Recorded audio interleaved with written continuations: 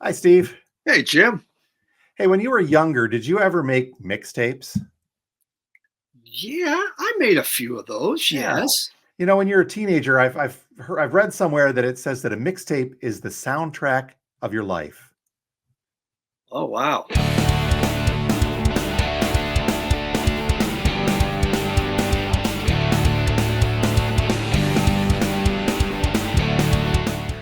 And welcome once again to Two Guys Talking About Records, a vinyl community podcast. Each week, we two guys, Steve and Jim, get together and we talk about records. I guess it's pretty simple when you look at it like that, right? We got to keep it simple at our age, Jim. We don't want things complicated here. That's absolutely correct. And to help less complicated even further, my name's Jim and I own a record store. And I'm Steve, a record collector. It's really kind of a neat little combination we've got here. I sell stuff, you collect stuff. Where are you, man? Why haven't you been in That's lately? more like you sell stuff, I buy the stuff. But I collect stuff too, so Yes. that makes it. So Steve is in Colorado, for those of you that have been following our podcast for quite some time, and you actually got to visit a record store out there, didn't you?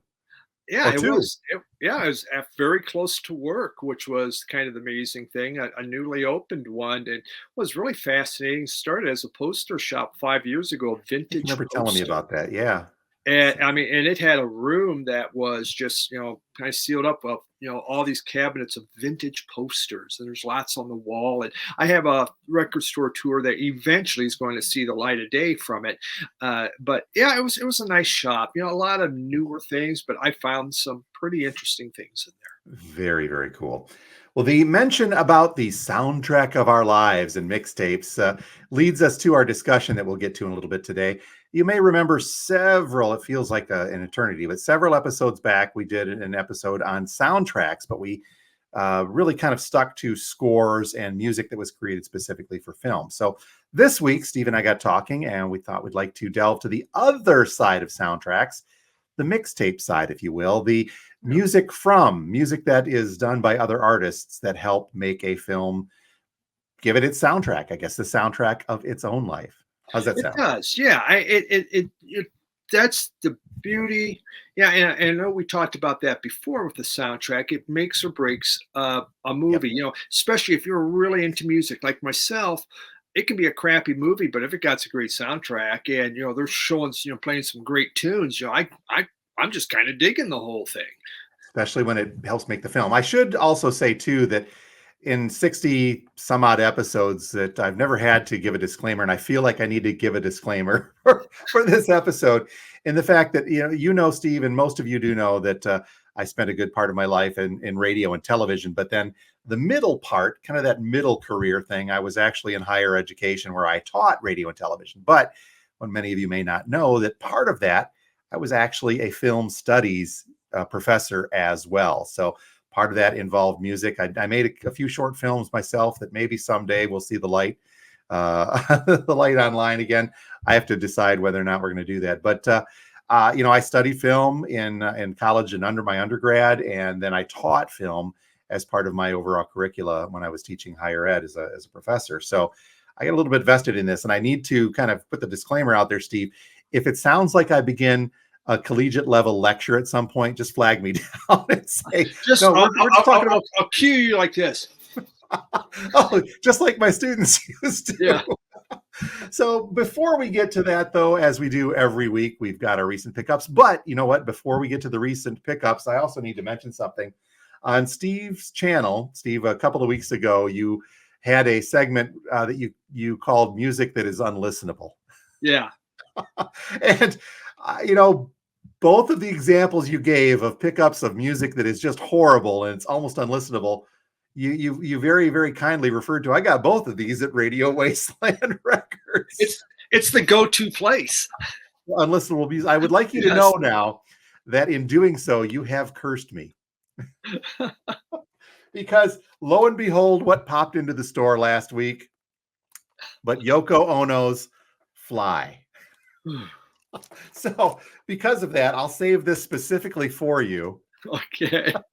I've only ever heard about this record. I've never listened to it. We've got an open copy now, so I'm going to give this a shot. But this is the very infamous one that has what is it? One whole side devoted just to the noise of a fly flying around.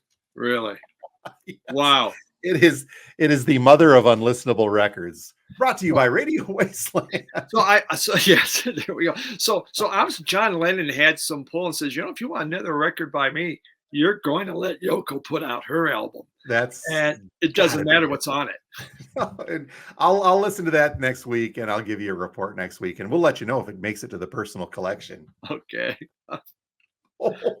Speaking of adds to the personal collection, as we do every week, as I mentioned, as a vinyl community podcast, we like to show those off. Before we get to this, though, I should also mention that each week, because we respect copyright laws, we're creating a playlist, a Spotify playlist with some sound clips of some of the music that we talk about. In this case, both today's episode, I'll dig some of that stuff up, and the pickups. It's going to be a little difficult, I think, for one of mine, but we do pretty good. Just look for that link to the Spotify playlist in the description of the podcast, in the description on YouTube, and we'll put it up separately on our Facebook page, Two Guys Talking About Records.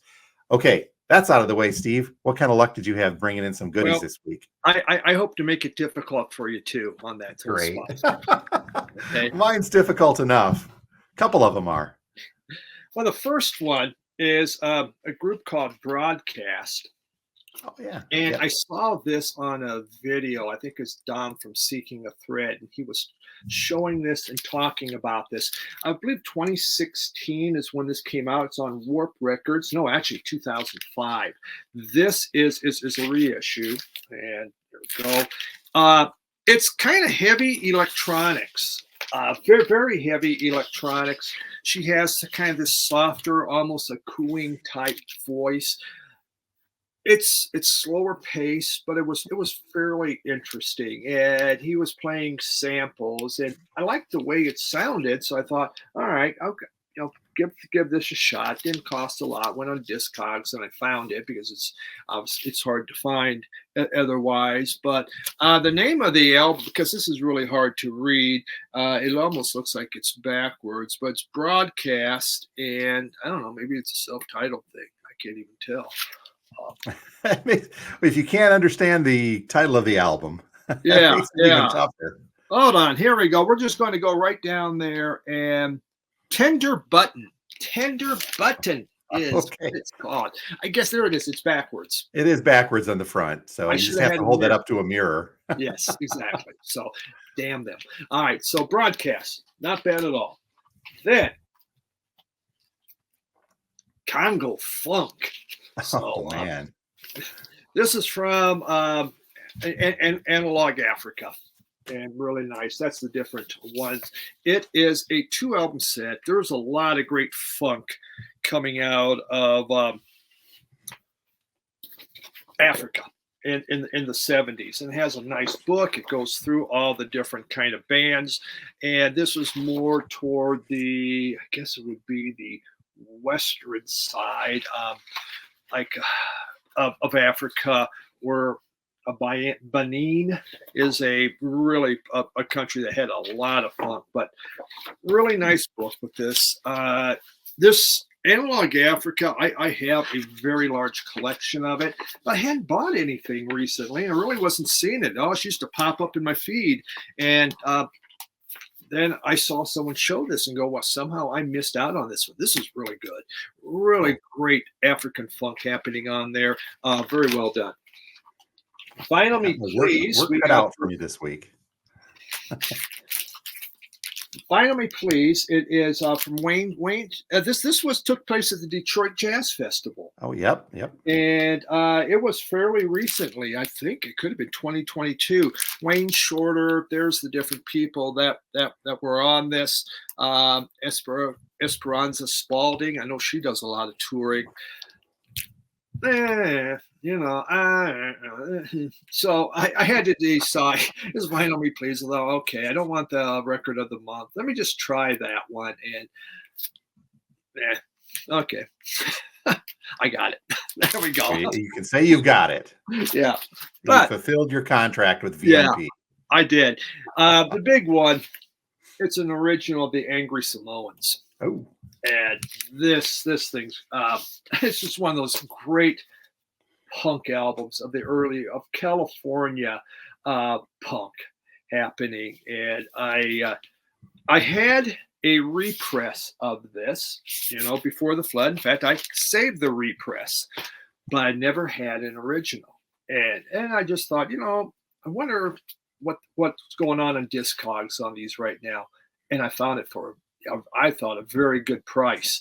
And I jumped on it, and I didn't get bamboozled or anything. That's So good. it came in, and this is just one of those punk classics I'd looked for years to try to find. Very hard to locate, well, especially in the Midwest. But wonderful group, fast, hard punk. You think the Black Flag and everything like that was going on. They're all part of that group, that Southern California punk scene, the early '80s. So Angry Smones. That's some heat. What about you, Jim? Well, it's been an interesting one. Not too much picked up, but a couple pickups and one that I've had. I mentioned, I think last week that we're a little bit slower at the store, so I've been digging backwards into some of our piles trying to get to stuff.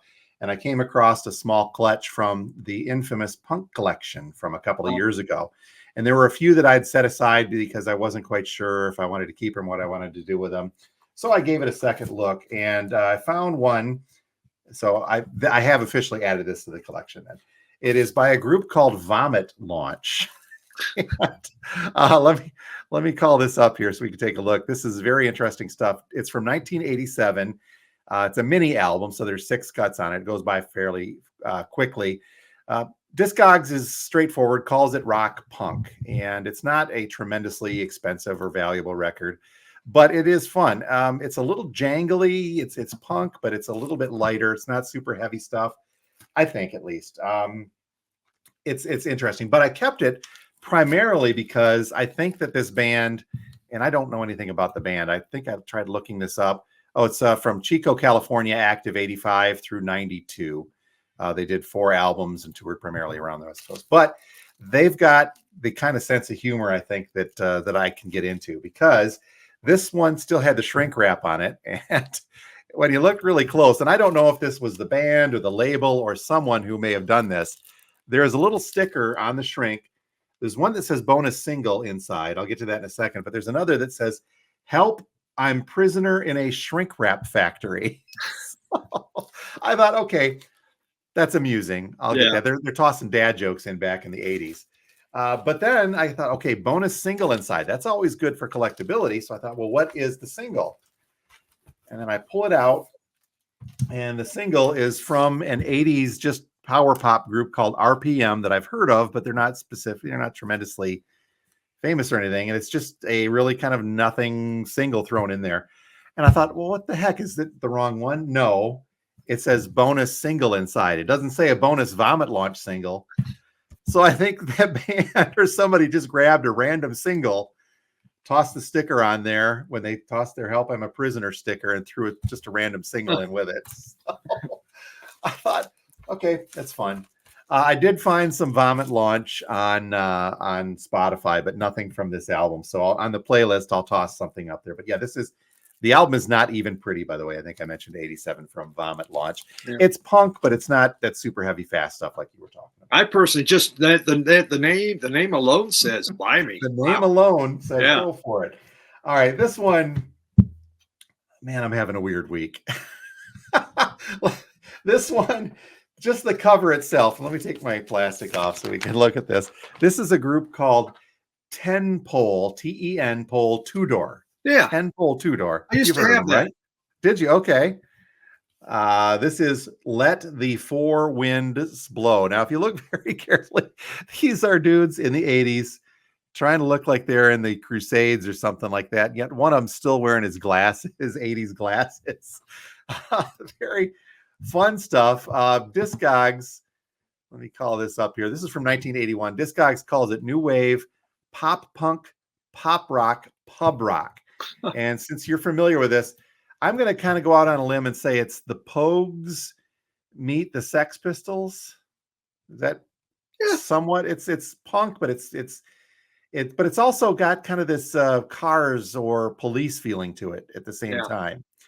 So it's trying to bridge that gap between punk and that power pop of the 80s. and some of the Celtic pub rock sounds. Now, interestingly enough, I think I read that one of the members of the band, speaking of the Sex Pistols, Edward Tudor Pole is his name, Tudor-Pole, hyphenated name, came to fame because he appeared in the Sex Pistols film, The Great Rock and Roll Swindle. And at one point, he was being considered as a replacement for Johnny Rotten when Lydon left the band. But then the band just decided they'd break up rather than go on with the dude from Ten Pole Tudor, apparently. Yeah. It's fun rock. I mean, it's nothing tremendously outstanding. It's very affordable on Discogs. It's just kind of interesting. And again, another one I'm probably keeping just for the cover because it's so corny. I'm trying to think. I might have bought that from your store years ago. Probably. Just, when I played and kind of went into the file, and there it stayed till it went to the landfill. Oops, yeah, after the flood. And well, this one it's on my shelf for now because I'm amused by it. We'll see if that lasts. That's all right. And how long that amusement does last for. So okay, and finally, this is an interesting one, and I'm not going to have, I really doubt it, but I'm not going to have a sound sample on Spotify for this. So probably next week sometime, I'm going to break out the Audio-Technica LP 120, get it hooked up to my computer, capture this in, and put the audio from this up on our YouTube channel at the store. This is one called Behind Closed Doors at a Recording Session. It's a box set, but it's a single LP. The subtitle on there is Confidential Recording Secrets Revealed for the Very First Time. So, and I'm into these once in a while. I've got one about being a DJ from this era. This is a 1959 pressing from Warner Brothers. And as I mentioned, it is a box set.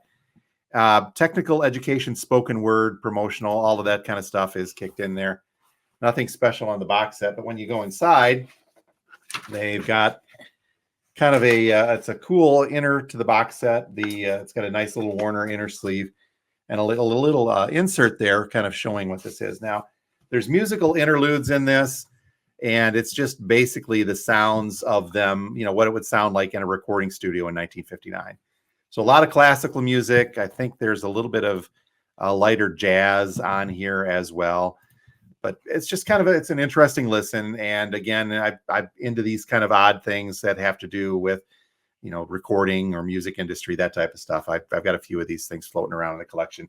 Similar, but not this one. But again, I'll capture this next week, and I'll put the audio from it up on our YouTube channel. I don't think I'm going to have any copyright issues on that. But just a fun one, nonetheless. Right. So those were the pickups from this week. Again, look for the partial Spotify playlist of what I can find that we will attach to the descriptions here. So onward. I don't even remember when we talked about soundtracks last, but it was back in our audio only days. And so we couldn't show off some of the cool Mondo covers that I had there, but we fixed that this time around. And I think we'll even do some of these songs from these on our playlist this week. But Steve and I got talking. Let's finish off the soundtrack discussion, talking about and showing off some of our favorites that have to do with not just, only soundtracks that bring in outside music, bring in the music of other artists and help enhance the film. And that's the way I look at it first. The soundtrack is important because there are some, that helps me relive the film. Before we dig to those various artist ones, though, I've got two that they fall in a gray area for me. And I think we talked about Spinal Tap with the last discussion of soundtracks. And here is my original This Is Spinal Tap album. Would you put this in it's not a various artists, it's all Spinal Tap, McKean, Christopher Guest, and Harry Shearer playing the music from Spinal Tap. And the music was created specifically for the film, but I wouldn't call it a score. It is the soundtrack, though. It is a soundtrack. I guess I'm thinking more a lot of individual artists out there. And that was specifically, if they hadn't had that film, that wasn't going to exist. Exactly. And it's the same thing with this one. It's another, the same guys, Harry Shearer, Michael McKean, and Christopher Guest doing A Mighty Wind. This popped out, a couple of years ago, I think, originally in 2003, but they just repressed this. So I had to add that to narrow, even out my Spinal Tap collection. Yes. But soundtracks with various artists. This one is kind of a tough one to trace the history of because soundtracks go along with film. This goes back, I think, to the 40s, even maybe, well, the 40s and 50s, especially, when you would begin seeing the scores or in some cases show tunes, from Broadway's pressed onto vinyl. Then I think it was into, you could maybe count the 50s where you've got some stuff like Elvis doing movies, but I don't know if that really counts as much. It's along the lines of Spinal Tap, Yeah. meaning that Elvis is, or someone is creating this music for Elvis to sing as part of the movie. So it's not truly a various artist soundtrack in this case. But then you get into, I think, into the early 60s. There's been some other, those really weird 60s films. The likes of Herman's Hermits and the Animals I've seen appear on different soundtracks. But even then, it's some of these old California surf movies where the bands are actually part of the film, but really just kind of aside, like, hey, here's the band playing off to the side that just happens to be the Animals. Let's listen to their music in between surf sessions.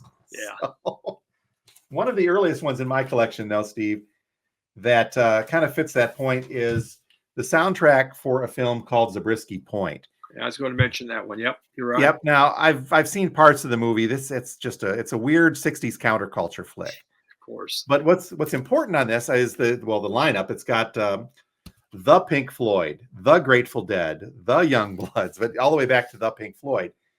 And I'd read somewhere that the director from Zabriskie Point actually had approached Jim Morrison at the time, wanting to use some of the Doors music on here as well.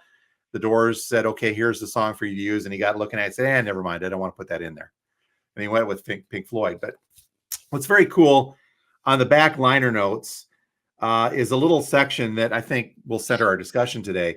It talks about the Zabriskie Point is really much of an experience. It's not a film that you passively watch. A lot of 60s directors felt that way, that they were doing something earth-shattering and important. The film is just really kind of a trip, as a lot of those were. It's called art, Jim. Yeah, it is art. I get it. Okay, it's like a fly being recorded for 20 minutes. It's art, Jim.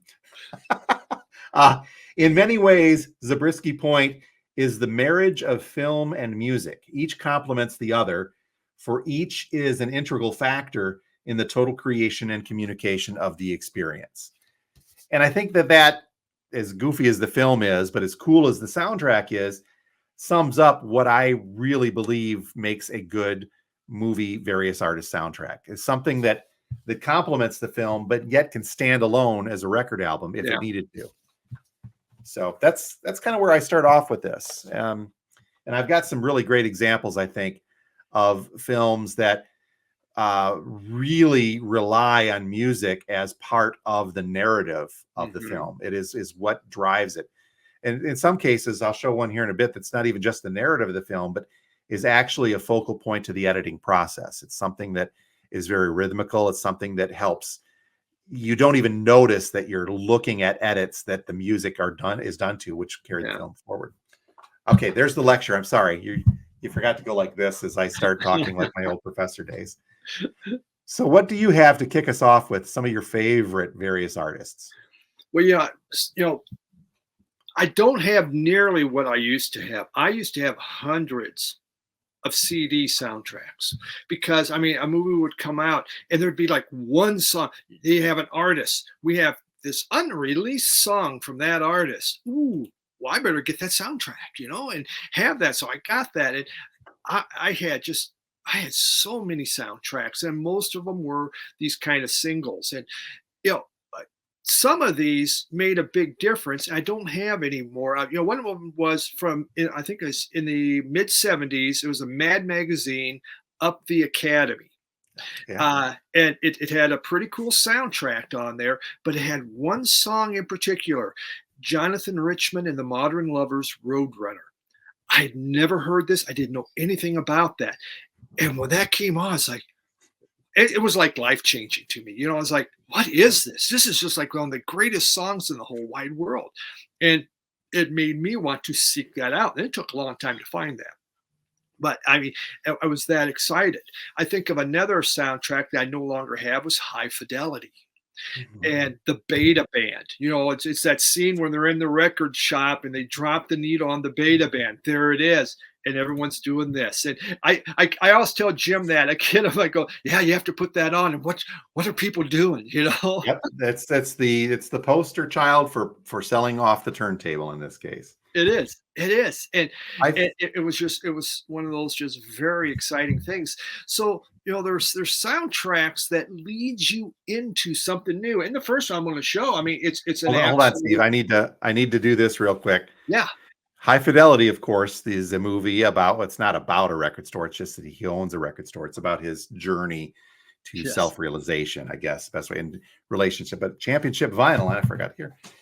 It's my yeah, Championship Vinyl T-shirt. This my record store tour from Champ. No, I never went there. But yeah, this is a great example of just where the music is part of the film, is part of the soundtrack, is part of the music yeah. all together. It's one. It holds up on its own. You It know, does. you don't need to see the movie. That is just a wonderful. It's a compilation, Yeah. and you Oh know, yeah. this 13th Floor compilation. Elevators. Dylan. Well, Jack Black, but Stereo Lab. Yeah, Velvet Underground on there. Stevie Wonder. I mean, it all flows, and it flows perfectly like the film. hmm Okay. Well, I'm sorry. What do you have here? yeah. Well, the very first one, it introduced me to a style of music that I really didn't know a lot about. The Yep. Blues Brothers. I mean, such a great classic. You got that one too, don't you? Yes, I do. Yes. You're jumping on us here. There we Yeah, go. We can hold them both up. yeah, it is. I mean, you have Aretha Franklin on there, Cab Calloway, which was great. Now they don't have John Lee Hooker on here, which is too bad because when they're doing Maxwell Street on the corners, John Lee Hooker doing boom, boom, boom. That would have been like awesome to have on here. But James Brown, of course, Jake and Elwood and their band. But this is, you know, do you put it under Blues Brothers or do you put it under a soundtrack? You know, I mean, this was just the greatest album, and it did introduce me to Chicago blues. Yep. And got me very excited about it. So yeah, It is, and it's actually another one of those examples where the music is part of the film. It's obviously the film centers around, we got to get the band back together, and then they're playing the sections all the way through.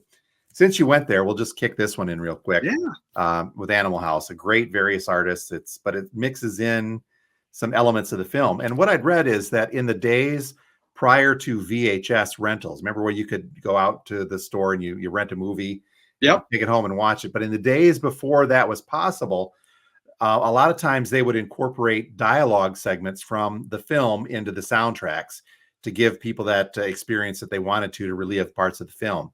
Remember, because then you could only see these in the theaters. You could not call it up on streaming or anything like that, like you can now. So the only way outside of the theater for you to hear John Belushi and do sound clips from the likes of Animal House, and I think I've got a Mel Brooks album with the same thing. It's got clips on there, is to get the soundtrack. But yeah, you've got some great stuff on this as well with audio clips from the film.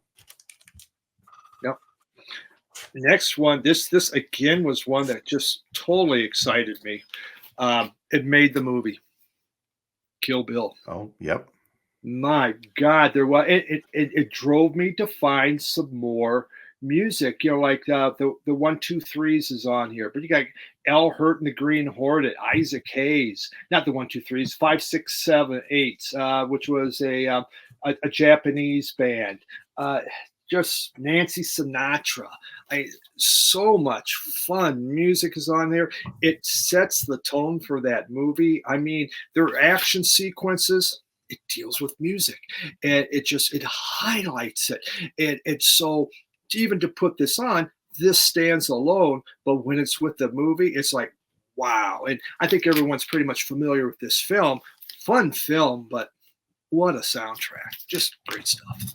I think a great way, and for me at least, my soundtracks, we can go back and talk about how we organize them and whether or not you put the Blues Brothers under soundtracks or just under B. I put them under B because there's some standalone Blues Brothers albums at the Yeah. same time. But I tend to, in going through my soundtracks, I do have a lot of random ones, but they tend to be from movies that are important to me as well. Again, I go back to my film and video days, but I tend to also seem to gravitate towards soundtracks of directors whose films I really enjoy. And a couple of big ones I'll kick in there are from the Coen brothers doing "Oh Brother, Where Art Thou," and you can't get, some polarizingly different types of music, but this fits the film when you've got a lot of those older blues songs and bluegrass songs kicking and gospel spirituals kicking in through here. But just some great stuff.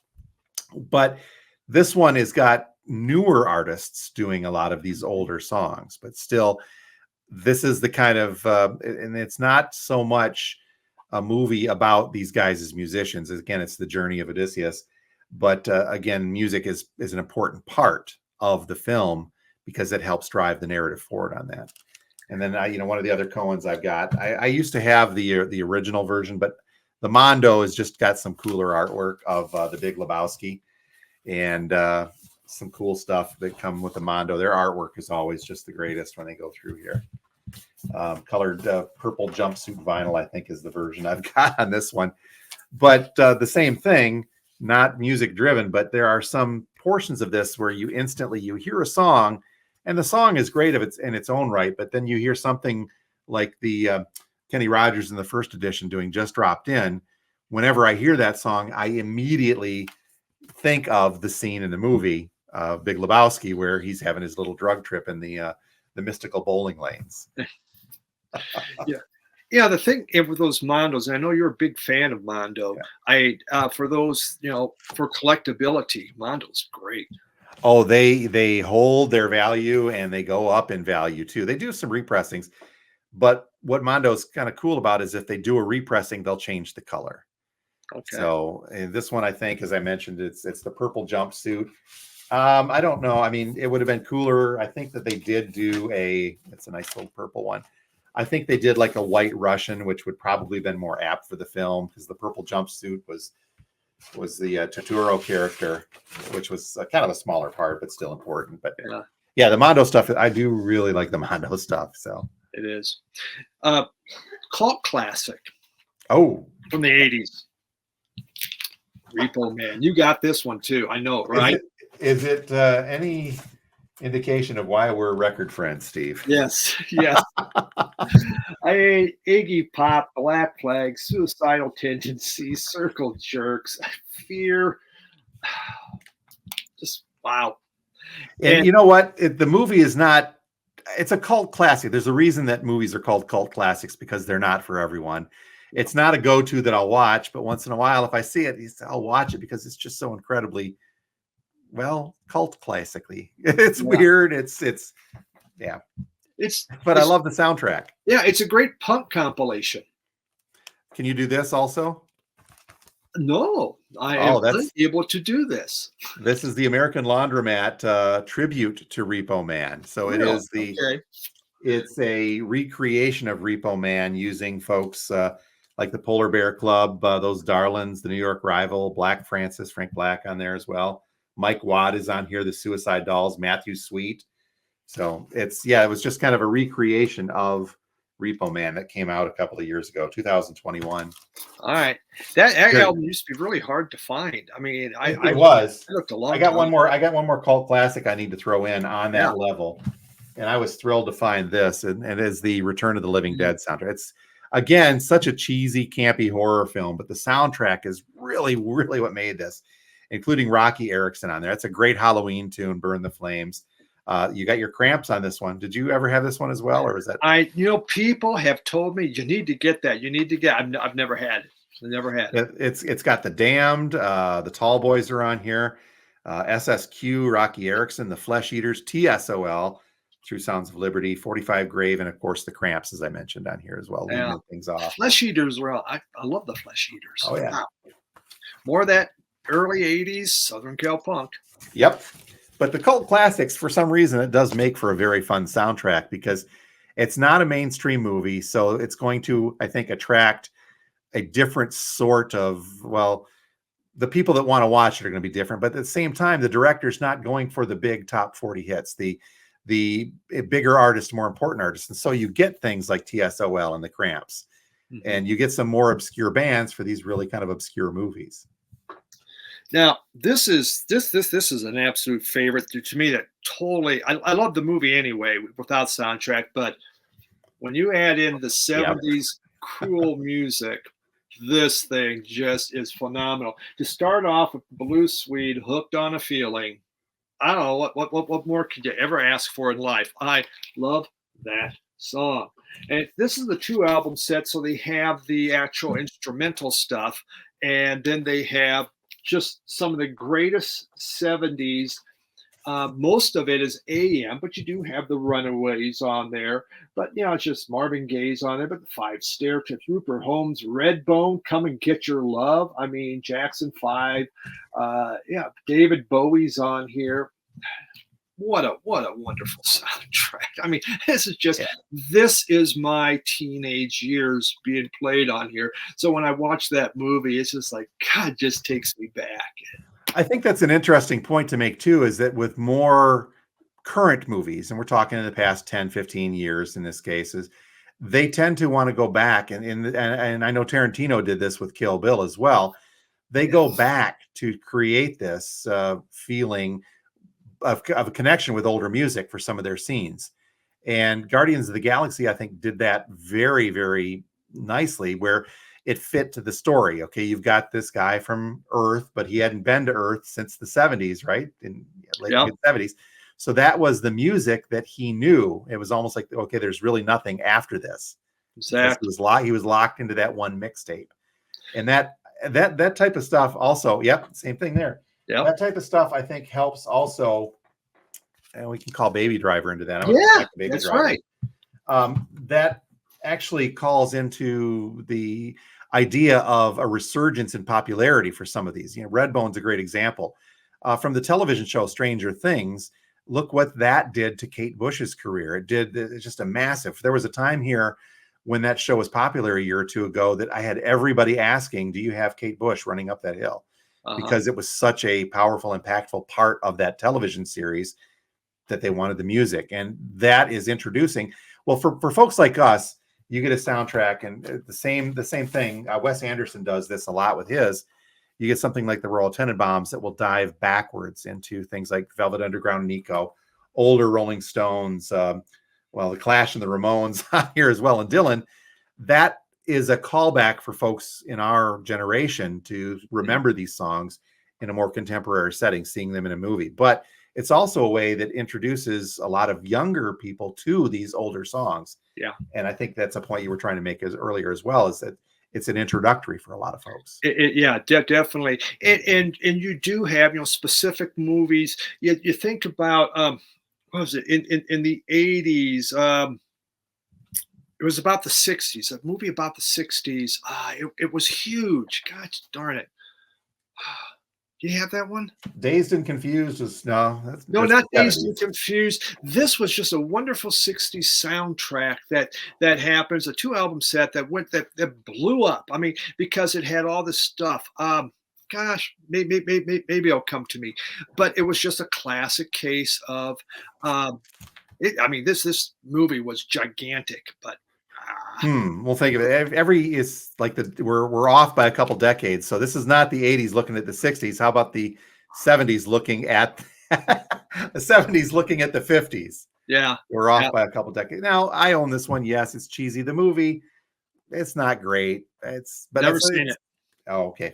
But again, I remember this. My parents had this one, so this is a good one from my childhood. I remember. Blame it on the parents. Blame it on the parents. A lot of schlocky music, but what's cool about this version I've got is it's got a Grease merch order form inside of it. Still, should send that in if I wanted to get a T-shirt or a frisbee by the looks of it.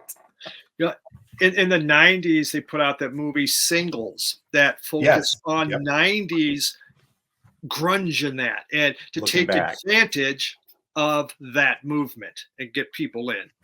We'll think of the one you're thinking of, because I it's right here.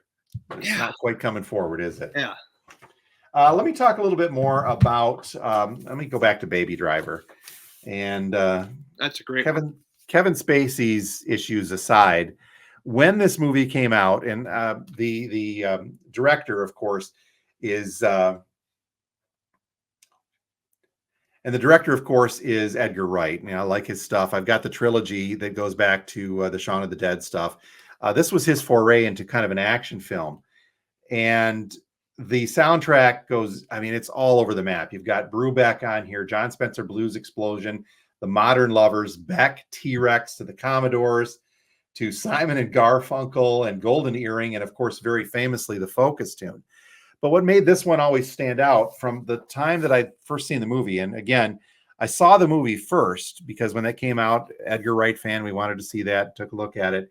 But then what it struck me was his skill as a director who oversaw the editing process of how he really incorporated the music into the film so you feel it as you're watching the film. And nothing, I think, stands out more than this, than the Focus song, the Focus, Hocus Pocus song during the bank robbery scene, where you actually have gunfire edited to the music. Okay. So you're getting these music stings and you're seeing the action happen. And for a lot of folks that passively watch movies, they don't even notice things like that. But it's still, it ingrains into you because you really kind of, you feel it when you're listening to that music and you see the visuals locking up in lockstep with what you're seeing. And from the standpoint of, somebody who'd studied film as well, that was just very impressive to me that he was able to kind of dig that in and that's just throughout the soundtrack. And it's another thing too, where the music is not driving, it's not a part of the film, but it's ingrained into the film. The main character, Baby, had to listen to music because of his tinnitus, but that was just ingrained. So music is going to carry all the way through this. A perfect marriage of movie and music in this, whether you like the movie or not. Well, so this one kind of falls into Lost in Translation. Yep. And again, I think it's gorgeous music, and but they have Jesus and the Mary Chains on Death in Vegas, Kevin Shields, My Bloody Valentine, Chemical Brothers, but it becomes part of the music. Some of the beauty of Tokyo is showing through Airplane, some of their music. It's a gorgeous soundtrack, but it has just some wonderful stuff. And it fits. It works so well in there. And which again, this is a great standalone. You can listen to it, but it is enhanced. The movie enhances. Blues Brothers, that's great, but that's a perfect standalone. Here, this so enhances that movie. Similar to Baby Driver, it just fits. It's made to be part of it. Seamless. I have one other Edgar Wright, and I think in looking back with the other soundtracks, I think I've probably got more Edgar Wright films on soundtrack than I do Coen Brothers, which is not my fault because they really do need to reissue Raising Arizona. Come on, guys. Yeah, I agree. But the other Edgar Wright film that I think has a really cool soundtrack that kicks in is Scott Pilgrim versus the World.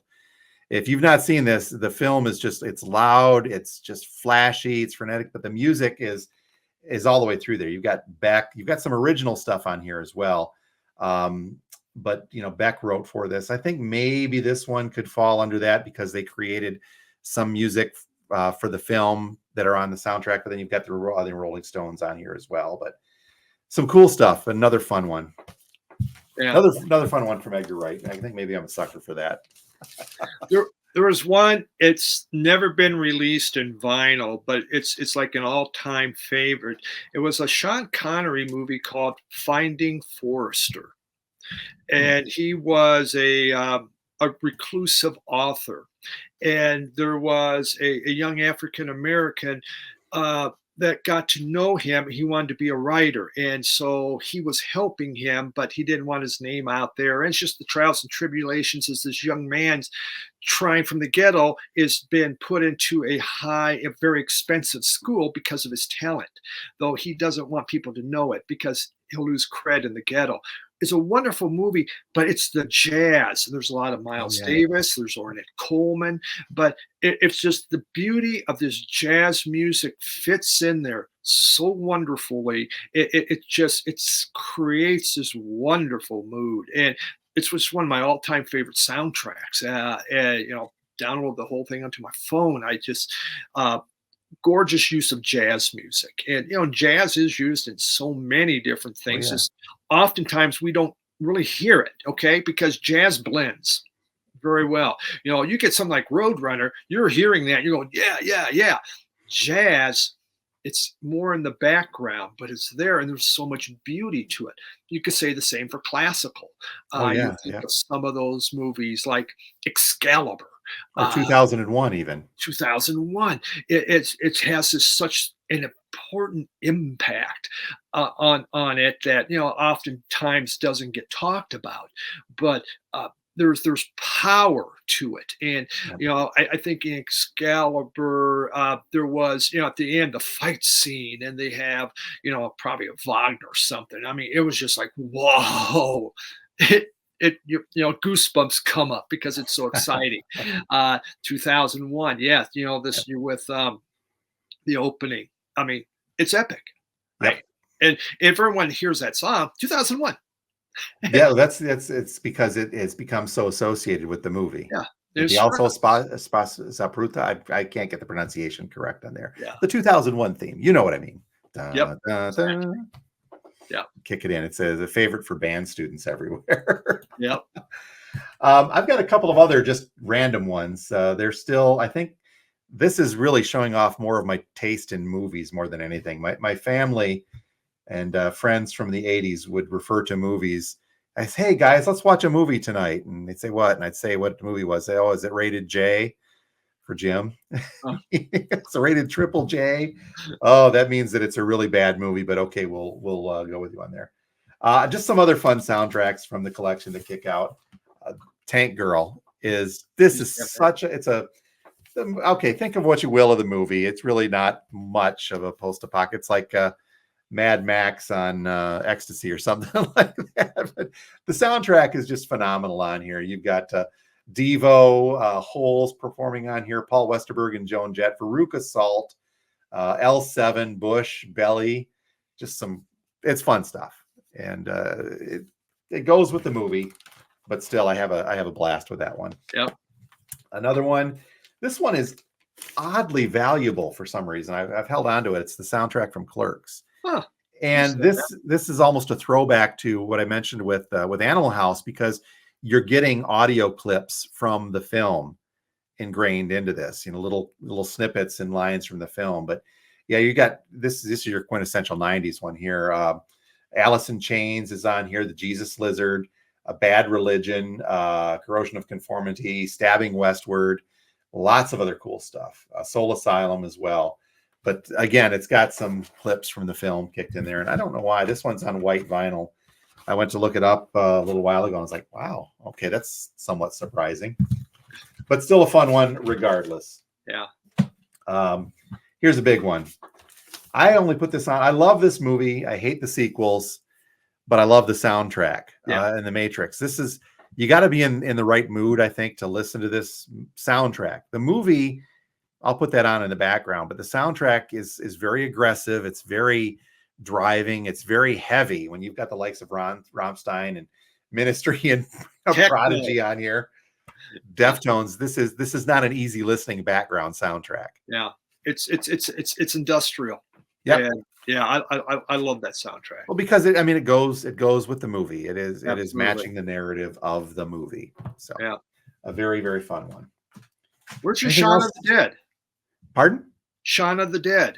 Shaun of the Dead we showed last time because it's all orchestra. It's all orchestral. Okay. I thought there was some other stuff because that trilogy. No. All right. Okay. Yeah, the trilogy is all score. Yeah. And I think back to Shaun of the Dead, and there's the only really popular song that they kick. There's a couple that they put in, but you've got the Queen song during the zombie bar fight scene. Yeah. Don't Stop Me Now, but that's not on the soundtrack. I think that when they assembled the soundtrack with Edgar Wright and Mondo for all three of those, World's End, Shaun of the Dead, and Hot Fuzz, they concentrated specifically on the orchestration. That's why I showed them or talked about them last time. We may have to do a revisit. Wayne's World, that's another great one. I don't have that, but last one that I wanted to show, this is another Mondo. And it's kind of a reworking of the Back to the Future soundtrack. This was a huge soundtrack with popular music, obviously from, Huey Lewis and the News, a couple tunes on there. Etta James, Johnny B. Good, performed by Marty McFly. But I picked this one up because it was a Mondo and because of Mondo stuff doing good. But what's cool, I mean, obviously, other than the colored vinyl that Mondo tries to do, I think they did a flux capacitor style colored vinyl on that. But included in on this is a Save the Clock Tower flyer that they were handing out in the movies. So a recreation of that, right down to the fact of the note that says "I love you" with the phone number for Marty McFly that his girlfriend wrote in the back of that. So I think it's the attention to detail that I think they put in some of these soundtracks that are always fun. But that's a little bit of a guilty pleasure one. I really don't listen to it a whole heck of a lot, but it's a fun one to have. The originals, I think, go for a little bit too, but the Mondo stuff is and can be up there. So what are some of your favorite soundtracks? Do you get the soundtrack because you like the movie? Or do you like the movie because you got the soundtrack first and you thought, this is a cool soundtrack, I really need to see the movie? I think it's both ways for me, Steve. What about you? You know, when I had all those CDs, I saw almost none of those movies. I just looked at the bag and go, oh man, this is like a great compilation. And I kept thinking compilations. And so I get tons of these, never saw any of the movies, but what great music. I think I tend to go the other direction where I'll seek the soundtrack out if the movie's important to me and I like the music in the movie. And that I think that shows through in my taste in movies between the cult classics, but other great stuff like the Tenenbaums. I'll hold off and wait for Mondo selections if I see them in some cases, simply because some of the older ones are cool. I've done that for a few where I've owned this one's the soundtrack to the movie Manhunter, which was kind of the prequel to Silence of the Lambs. I had an original one of that was half score, but then you've got In-A-Gadda-Da-Vida from Iron Butterfly on there. And I had an original of that. I let it go and we opened the store up and my wife was like, why'd you let that go? I like that soundtrack. But I ended up buying a Mondo version, which was the exact same music, but it wasn't the one that we'd had. So I found another one of the originals. So we've got both of those in the collection. The rare instance where I've got the newer Mondo and the original. But yeah, I'm kind of curious, folks. Let us know what you think. Are there some soundtracks out there for you? Do you like the various artist version? Is that a great way to go to get more bang for your buck, if you will, for these compilations? But let us know. All you got to do is head over to our Facebook page, look for Two Guys Talking About Records. You can interact with us there. You can leave some comments on the YouTube channel, and you can seek out Steve's channel and leave some comments on that one as well, correct? Yep. Very cool. I think, did we cover everything we wanted to cover soundtrack wise? I'm satisfied. I feel on the good. Various artists. I think I'm gonna go watch some cheesy movies tonight and drive Kim nuts. There we go. Rated J. It's triple J in some cases. I don't change. Here I am. All right, folks. You have a great week. As always, Steve, great talking to you. I hope you have a fun week now that things are calming down a little bit in the sunny clime of Denver. That's right. And I hope you have a busy week.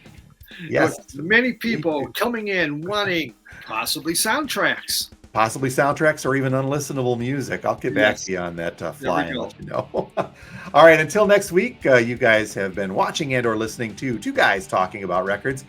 My name's Jim, and I own a record store, and I have very poor taste in movies, apparently. And I'm Steve, and I'm a record collector, and I just buy too much. There we go. Have a great week, Steve. I'll talk to you next week. Yep. See you, Jim.